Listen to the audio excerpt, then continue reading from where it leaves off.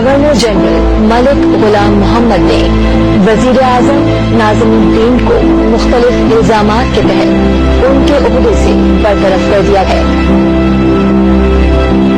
सदर मुमलिकत इस्कंदर मिर्जा की तरफ से हुसैन शहीद सुहरवर्दी को बरतरफ करने के बाद मलिक फिरोज खान नून ने वजीर आजम की जिम्मेदारियां संभाल ली हैं।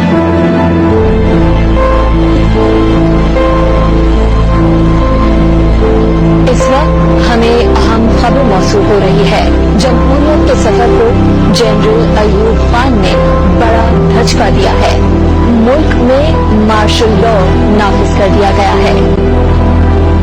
फील्ड मार्शल अयूब खान ने सिकंदर मिर्जा को उनके ओहदे से हटाते हुए सदर मुमलिकत की जिम्मेदारियां संभाल ली हैं।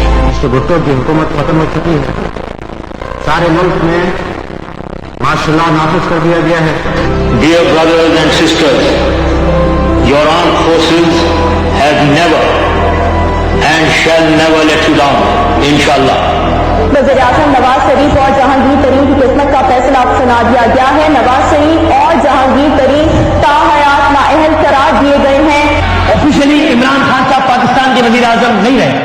वज़ीर आज़म इमरान खान साहब के खिलाफ तहरीक एतमाद कामयाब हो गई है। इमरान खान इस्लामी जमहूरियत पाकिस्तान के वज़ीर आज़म नहीं रहे।